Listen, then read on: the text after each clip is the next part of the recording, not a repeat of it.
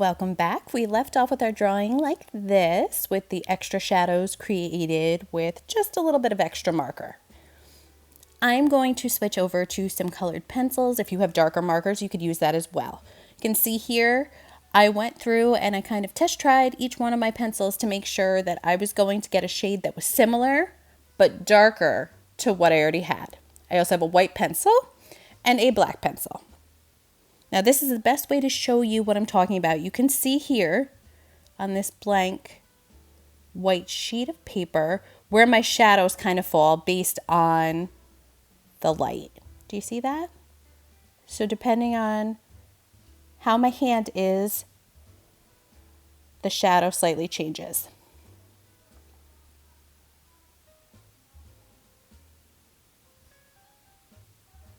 We are going to recreate that shadow with our colored pencils or markers, whatever it is you're going to use. So I'm going to start here with my pink pencil. It is just slightly darker than the pink I already have from the markers we used earlier. And I'm going to go back in over those lines that we made with the markers.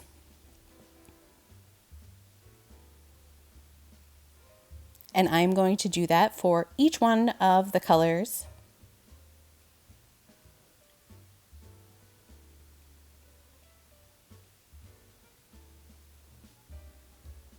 Just carefully following the outline.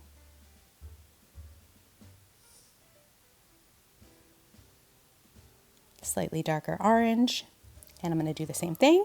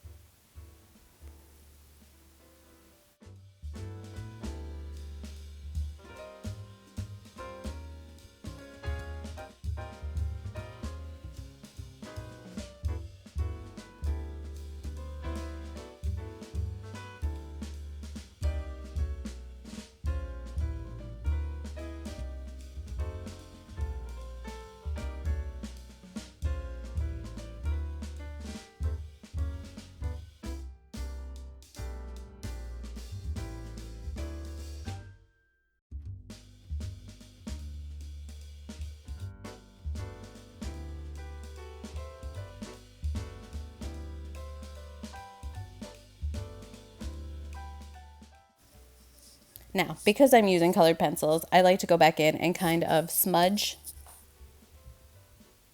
my colored pencils in. It helps them blend a little bit. If you're not using colored pencils, you do not have to worry about this. And honestly, it's up to you what you prefer.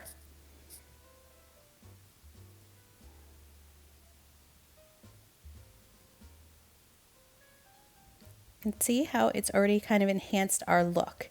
Now, we're going to take our white pencil and we are going to focus on where the light would hit our hand. So not the shadows we're creating, but the light. So they would hit the very tops of your fingers, around your knuckles, down the middle of your wrist. So we're just going to go in and recreate that by lightly adding some white in those areas.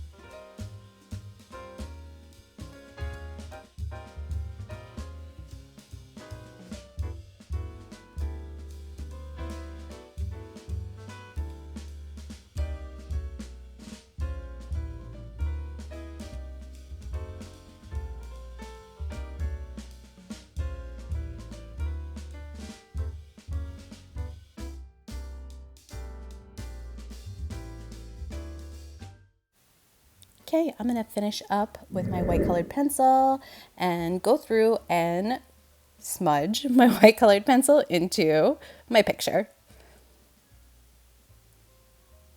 And this is what we have with our highlights.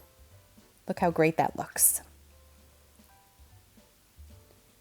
Now, at this point, I like to go back in with, in my case, my Sharpie, and go over the lines that we've already created one more time to kind of make them stand out a bit. So I'm going to kind of mimic the same process as before. I'm going to make my straight lines across, and then I will go back in to inside of the handprint and make the curved lines.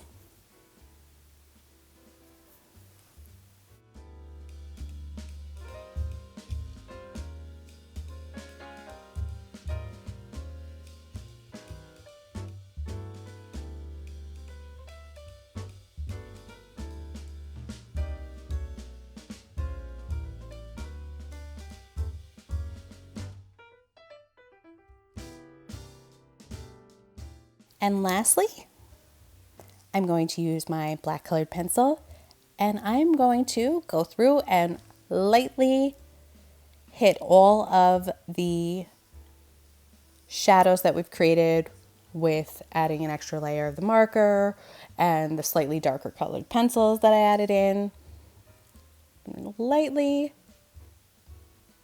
hit that with the black colored pencil to create a deeper shadow. And there you go. You've really made your 3D hand pop. See you next week.